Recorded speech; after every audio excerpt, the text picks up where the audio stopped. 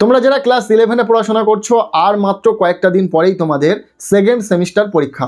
এই second semester পরীক্ষাতে political science তথা রাষ্ট্রবিজ্ঞান বিষয়ে কোন প্রশ্নগুলো গুরুত্বপূর্ণ রয়েছে, 2 মার্কের জন্য কোন প্রশ্নগুলো গুরুত্বপূর্ণ রয়েছে, 4 নম্বরের বড় প্রশ্নের জন্য ঠিক কোন প্রশ্নগুলো পড়া থাকলে তোমরা পরীক্ষাতে প্রশ্ন কমন পাবে, পাশাপাশি 6 নম্বরের জন্য গুরুত্বপূর্ণ কিছু সাজেস্টিভ প্রশ্ন যদি তোমরা পড়ে যেতে পারো তাহলেও তোমরা 6 নম্বরের প্রশ্ন কমন পাবে।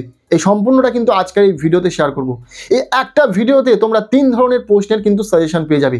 2 নম্বরের প্রশ্নের সাজেশন, 4 নম্বরের বড় প্রশ্নের সাজেশন, পাশাপাশি 6 নম্বরের বড় প্রশ্নের সাজেশন আজকের এই একটা ভিডিও থেকে তোমরা পেয়ে যাবে।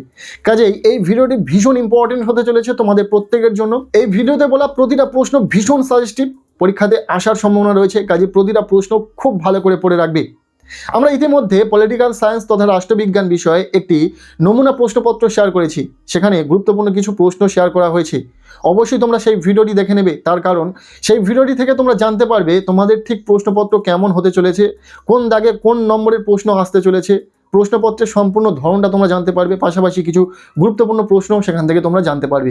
অবশ্যই সেই ভিডিওটি দেখে নেবে, ভিডিওর লিঙ্ক আমি এই ভিডিওর ডেসক্রিপশনে দিয়ে রাখবো। এছাড়াও তোমরা চ্যানেলে ভিজিট করে বাকি ভিডিওগুলো দেখে নিতে পারো। চলো আজকের এই ভিডিওতে রাষ্ট্রবিজ্ঞান বিষয়ে পূর্ণাঙ্গ সাজেশন দেখে নেওয়া যায়। প্রথম থেকে আমরা প্রশ্নগুলো দেখে নেব। প্রথমে রয়েছে ইউনিট 1 রাজনৈতিক তত্ত্বের মৌলিক ধারণাসমূহ। এখান থেকে 2 মার্কের একটি প্রশ্নের উত্তর লিখতে হবে, পাশাপাশি এখান থেকে 6 নম্বরের একটি বড় প্রশ্নের উত্তরও লিখতে হবে। সো 2 নম্বরের জন্য কোন প্রশ্নগুলো গুরুত্বপূর্ণ রয়েছে এই অধ্যায় থেকে এবং 6 নম্বরের জন্য কোন প্রশ্নগুলো গুরুত্বপূর্ণ রয়েছে দেখে নেব। 2 নম্বরের জন্য মাত্র 4টি প্রশ্ন তোমাদেরকে সাজেস্ট করবো এই অধ্যায় থেকে। প্রথম প্রশ্ন, স্বাধীনতা কি, কিভাবে স্বাধীনতা রক্ষা করা যায় তার 2টি উপায় উল্লেখ করো। এরপর দ্বিতীয় প্রশ্ন, ন্যায় সম্পর্কে ইমানুয়েল কান্টের বক্তব্য কি। এরপর 3 নম্বর প্রশ্ন, স্বাধীনতা সম্পর্কিত ল্যাক্সির ধারণাটি লেখো। এরপর 4 নম্বর প্রশ্ন, সাম্য ও ন্যায়ের মধ্যে সম্পর্ক আলোচনা করো। প্রতিটা প্রশ্ন ভীষণ সাজেস্টিভ, খুব ভালো করে পড়ো। এরপর আমরা দেখে নেব 6 নম্বরের জন্য গুরুত্বপূর্ণ প্রশ্ন।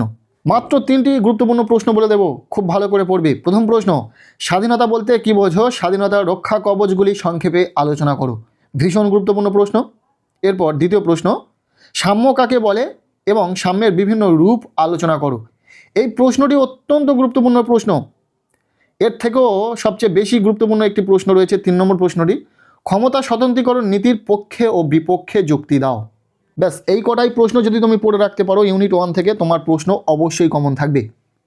এরপর আমরা দেখে নেব ইউনিট 2 জাতি এবং জাতীয়তাবাদ। এখান থেকে পরীক্ষাতে 2 নম্বরের একটি প্রশ্নের উত্তর লিখতে হবে এবং ঠিক একইভাবে 4 নম্বরের একটি বড় প্রশ্নের উত্তর লিখতে হবে। তো 2 নম্বরের জন্য যে প্রশ্নগুলো তোমাদেরকে পড়তে হবে সেই গুরুত্বপূর্ণ প্রশ্নগুলো দেখে নেব। প্রথম প্রশ্ন, সাধারণ ইতিহাস কিভাবে জাতি গঠনে গুরুত্বপূর্ণ ভূমিকা পালন করে। এরপর দ্বিতীয় প্রশ্ন, জাতি ও রাষ্ট্রের মধ্যে 2টি পার্থক্য লেখো। 3 নম্বর প্রশ্ন, জাতীয়তাবাদের সপক্ষে ও বিপক্ষে একটি করে যুক্তি দাও। ভীষণ ইম্পর্টেন্ট প্রশ্ন। এরপর 4 নম্বর প্রশ্ন, জনসমাজ ও জাতীয় জনসমাজের মধ্যে পার্থক্য লেখো। এরপর 5 নম্বর প্রশ্ন, রবীন্দ্রনাথ জাতি বা নেশন বলতে কি বুঝিয়েছেন। এরপর 6 নম্বর প্রশ্ন, উদ্বাস্তু সমস্যার মূলে কোন তথ্য দায়ী এবং কেন। এই অধ্যায় থেকে মাত্র এই 6টি প্রশ্ন গুরুত্ব সহকারে তোমরা দেখে রাখো, তাহলে কিন্তু 2 মার্কের প্রশ্ন কমন পেয়ে যাবে পরীক্ষাতে। এরপর আমরা দেখে নেব এই অধ্যায় থেকে 4 নম্বরের বড় প্রশ্নের জন্য কোন প্রশ্নগুলো গুরুত্বপূর্ণ রয়েছে। মাত্র 2টি প্রশ্ন তোমাদেরকে সাজেস্ট করব, 2টি প্রশ্নই পড়া থাকলে পরীক্ষাতে প্রশ্ন কমন পাবে। প্রথম প্রশ্ন, জাতির আত্মনিয়ন্ত্রণের অধিকারের সপক্ষে যুক্তি দাও। গুরুত্বপূর্ণ প্রশ্ন। এরপর দ্বিতীয় প্রশ্ন, আন্তর্জাতিকতাবাদের অর্থ লেখো, এর প্রকৃতি ও গুরুত্ব আলোচনা করো। এই 2টি প্রশ্নই খুবই গুরুত্ব সহকারে 4 মার্কের প্রশ্নের জন্য দেখে রাখো। এরপর আমরা দেখে নেব ইউনিট 3 সরকারের বিভিন্ন রূপ। এখান থেকে পরীক্ষাতে 2 নম্বরের একটি প্রশ্নের উত্তর লিখতে হবে এবং 6 নম্বরের একটি বড় প্রশ্নের উত্তর লিখতে হবে। তো এই অধ্যায় থেকে 6 + 2 = 8 নম্বর রয়েছে। তো তার জন্য যে প্রশ্নগুলি তোমাদেরকে দেখে রাখতে হবে, প্রশ্নের মান 2, গণতন্ত্রের 2টি বৈশিষ্ট্য উল্লেখ করো। এরপর দ্বিতীয় প্রশ্ন, প্রত্যক্ষ গণতন্ত্র বিলুপ্তির 2টি কারণ উল্লেখ করো। এরপর 3 নম্বর প্রশ্ন, সমাজতান্ত্রিক গণতন্ত্রের 2টি বৈশিষ্ট্য লেখো। 4 নম্বর প্রশ্ন, কর্তৃত্ববাদী সরকারের 2টি বৈশিষ্ট্য উল্লেখ করো। এরপর 5 নম্বর প্রশ্ন, সর্বাত্মকবাদের 2টি বৈশিষ্ট্য উল্লেখ করো। 6 নম্বর প্রশ্ন, গণতন্ত্র ও সর্বাত্মকবাদী শাসন ব্যবস্থার মধ্যে দুটি পার্থক্য নির্দেশ করো। এরপর 7 নম্বর প্রশ্ন, উদারনৈতিক গণতন্ত্রের দুটি মূল নীতি উল্লেখ করো। ভীষণ গুরুত্বপূর্ণ প্রশ্ন, খুব ভালো করে পড়তে হবে। ব্যাস 2 নম্বরের জন্য এই 7টি প্রশ্ন পড়া থাকলেই হয়ে যাবে। এরপর আমরা দেখে নেব প্রশ্নের মান 6 নম্বরের প্রশ্নের জন্য যে গুরুত্বপূর্ণ প্রশ্নগুলোকে এই অধ্যায় থেকে দেখে রাখতে হবে। মাত্র 2টি প্রশ্ন সাজেস্ট করছি তোমাদেরকে, বেশি নয়। যে প্রশ্নগুলো বলে দেবো সেই প্রশ্নগুলো কিন্তু বাদ দেবে না, একদম কম সংখ্যক প্রশ্ন তোমাদেরকে বলে দিচ্ছি। প্রথম প্রশ্ন, প্রত্যক্ষ এবং পরোক্ষ গণতন্ত্রের সংজ্ঞা দাও এবং এদের মধ্যে বৈসাদৃশ্যগুলি আলোচনা করো। এরপর দ্বিতীয় প্রশ্ন, সর্বাত্মকবাদ বা ফ্যাসিবাদী রাষ্ট্রের মূল বৈশিষ্ট্যগুলি লেখো। ভীষণ ইম্পর্টেন্ট প্রশ্ন, খুব ভালো করে পড়ে নেবে। এরপর রয়েছে ইউনিট 4, সমকালীন ভারতীয় রাষ্ট্রচিন্তা অগ্রণী চিন্তাবিদগণ। এই অধ্যায় থেকে 2 মার্কের প্রশ্ন আসবে না, এই অধ্যায় থেকে বড় প্রশ্ন আসবে, 6 নম্বরের বড় প্রশ্ন। পরীক্ষাতে একটি 6 নম্বরের প্রশ্নের উত্তর লিখতে হবে। সো যে প্রশ্নগুলো এই অধ্যায় থেকে গুরুত্বপূর্ণ রয়েছে পরপর আমরা দেখে নেব। প্রথম প্রশ্ন, গান্ধীজির অহিংস সত্যাগ্রহের ধারণাটি ব্যাখ্যা করো। দ্বিতীয় প্রশ্ন, গান্ধীজির অছিবাদ সম্পর্কিত ধারণার বৈশিষ্ট্যগুলি উল্লেখ করো। ইম্পর্টেন্ট প্রশ্ন, খুব ভালো করে পড়বে। এরপর 3 নম্বর প্রশ্ন, নেতাজির স্বাধীনতা ও জাতীয়তাবাদের ধারণা বিশ্লেষণ করো। এটিও গুরুত্বপূর্ণ রয়েছে। এরপর শেষ প্রশ্ন অর্থাৎ 4 নম্বর প্রশ্ন, মৌলানা আবুল কালাম আজাদের শিক্ষা সংক্রান্ত ধারণার বৈশিষ্ট্যগুলি উল্লেখ করো। ব্যাস এই 4টি প্রশ্ন 6 নম্বরের বড় প্রশ্নের জন্য খুব ভালো করে এই অধ্যায় থেকে দেখে রাখো।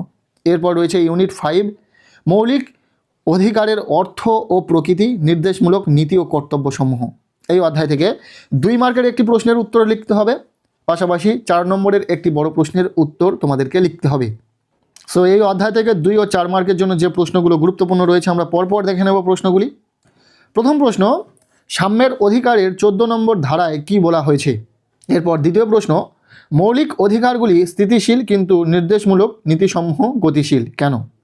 এরপর 3 নম্বর প্রশ্ন, মৌলিক অধিকার এবং রাষ্ট্র পরিচালনার নির্দেশমূলক নীতিসমূহের মধ্যে দুটি প্রধান পার্থক্য উল্লেখ করো। গুরুত্বপূর্ণ প্রশ্ন, খুব ভালো করে পড়বে। এরপর 4 নম্বর প্রশ্ন, স্বাধীনতার অধিকার সংক্রান্ত 22 নম্বর ধারাটি বিবৃত করো। এরপর 5 নম্বর প্রশ্ন, স্বাধীনতার অধিকারের 19 নম্বর ধারায় কি বর্ণিত হয়েছে। এই 5টি প্রশ্ন খুব ভালো করে পড়ে রাখো 2 মার্কের প্রশ্নের জন্য, এখান থেকেই তোমাদের পরীক্ষাতে প্রশ্ন কমন এসে যাবে। এরপর আমরা দেখে নেব এই অধ্যায় থেকে 4 নম্বরের বড় প্রশ্নের জন্য কোন প্রশ্নগুলোকে পড়তে হবে, কোন প্রশ্নগুলি পরীক্ষাতে আসার সম্ভাবনা রয়েছে। 4 নম্বরের জন্য প্রথম প্রশ্ন, সংবিধানে মৌলিক অধিকারগুলি লিপিবদ্ধ করার প্রয়োজনীয়তা উল্লেখ করো। ভীষণ গুরুত্বপূর্ণ প্রশ্ন, খুব ভালো করে পড়বে। এরপর দ্বিতীয় প্রশ্ন, ভারতের সংবিধানে বর্ণিত স্বাধীনতার অধিকারটি সংক্ষেপে আলোচনা করো। এরপর 3 নম্বর প্রশ্ন, স্বরাষ্ট্র পরিচালনার নির্দেশমূলক নীতিগুলির গুরুত্ব বা তাৎপর্য ব্যাখ্যা করো। এই 3টি প্রশ্নই গুরুত্বপূর্ণ রয়েছে পরীক্ষার জন্য, খুব ভালো করে পড়ে নেবে। ব্যাস মাত্র 3টি প্রশ্ন তোমাদেরকে 4 নম্বরের জন্য বলে দিলাম। এরপর আমরা দেখে নেব ইউনিট 6, নির্বাচন ও প্রতিনিধিত্ব। এখান থেকে পরীক্ষাতে 2 মার্কের একটি প্রশ্নের উত্তর লিখতে হবে এবং 4 নম্বরের একটি বড় প্রশ্নের উত্তর লিখতে হবে। সো এই অধ্যায় থেকে 2 ও 4 মার্কের জন্য যে প্রশ্নগুলো গুরুত্বপূর্ণ রয়েছে দেখে নাও। প্রথমে 2 মার্কের জন্য যে প্রশ্নগুলো রয়েছে দেখে নাও। প্রথম প্রশ্ন, ফার্স্ট পাস্ট দ্য পোস্ট ব্যবস্থা কেন ছোট ও সংখ্যালঘু দলগুলির পক্ষে অনুপযুক্ত। গুরুত্বপূর্ণ প্রশ্ন। দ্বিতীয় প্রশ্ন, first past the post system বর্তমানে কোন কোন দেশে প্রচলিত রয়েছে। 3 নম্বর প্রশ্ন, ফার্স্ট পাস্ট দ্য পোস্ট ব্যবস্থাটির কারণসমূহ আলোচনা করো। এরপর 4 নম্বর প্রশ্ন, ফার্স্ট পাস্ট দ্য পোস্ট এর কয়েকটি সুবিধা উল্লেখ করো। এরপর 5 নম্বর প্রশ্ন, ভারতের নির্বাচন কমিশনের 2টি ত্রুটি লেখো। এই 5টি প্রশ্ন 2 মার্কের প্রশ্নের জন্য এই অধ্যায় থেকে খুব ভালো করে দেখে রাখো। এই ইউনিট থেকে এই 5টি প্রশ্ন 2 মার্কের জন্য খুবই ইম্পর্টেন্ট রয়েছে। এরপর আমরা দেখে নেব এই ইউনিট থেকে 4 নম্বরের প্রশ্নের জন্য যে প্রশ্নগুলো গুরুত্বপূর্ণ রয়েছে। প্রথম প্রশ্ন, সহজ সংখ্যাগরিষ্ঠ পদ্ধতিটির সুবিধা ও অসুবিধাগুলি আলোচনা করো। ভীষণ ইম্পর্টেন্ট প্রশ্ন। এরপর দ্বিতীয় প্রশ্ন, ভারত সরকার নির্বাচনে পিআর সিস্টেমের পরিবর্তে এফপিটিপি অর্থাৎ first past the post system গ্রহণ করেছেন কেন। এরপর 3 নম্বর প্রশ্ন, নির্বাচন কমিশনের গঠন এবং এর 2টি কার্যাবলী লেখো। এই 3টি প্রশ্ন 4 নম্বরের জন্য এই ইউনিট থেকে খুব ভালো করে তোমরা পড়ে রাখো। ব্যাস এগুলোই পড়লেই হয়ে যাবে, এর বাইরে তোমাদের প্রশ্ন পড়তে লাগবে না। এই যে প্রশ্নগুলো বলে দিলাম, এই প্রশ্নগুলো যদি তোমার পড়া থাকে এখান থেকেই পরীক্ষাতে 100% প্রশ্ন কমন পাবে। সো এই ছিল পলিটিক্যাল সায়েন্স তথা রাষ্ট্রবিজ্ঞান বিষয়ে একটি সম্পূর্ণ পূর্ণাঙ্গ সাজেশন। কেন বারবার পূর্ণাঙ্গ কথাটি বলছি, এই একটা ভিডিও থেকে তোমরা পেয়ে যাচ্ছ 2 মার্কের প্রশ্নের সাজেশন, 4 মার্কের প্রশ্নের সাজেশন, পাশাপাশি 6 নম্বরের বড় প্রশ্নের সাজেশন। সো ভিডিওটি তোমাদের কেমন লাগলো অবশ্যই কমেন্ট সেকশনে জানাতে ভুলো না। ইতিমধ্যে এই রাষ্ট্রবিজ্ঞান ছাড়াও আমরা সমস্ত বিষয়ের সাজেশন এইভাবে শেয়ার করেছি। বাংলা, ইতিহাস, ভূগোল, এডুকেশন প্রভৃতি বিষয় কিন্তু আমরা এইভাবে সাজেশন শেয়ার করেছি, পূর্ণাঙ্গ সাজেশন। সো যারা সেই ভিডিওগুলি দেখোনি অবশ্যই চ্যানেলে ভিজিট করে ভিডিওগুলি দেখে নিতে পারো। আজকের এই ভিডিওটি আমি এখানেই শেষ করছি। কেমন লাগলো ভিডিওটি অবশ্যই কমেন্ট সেকশনে জানিও। ভিডিওটি ভালো লেগে থাকলে লাইক করে দাও, আমাদের এই চ্যানেলে নতুন হলে চ্যানেলটিকে সাবস্ক্রাইব করে রাখো, আর পারলে ভিডিওটি বন্ধুদের সাথে প্রচুর শেয়ার করে দাও।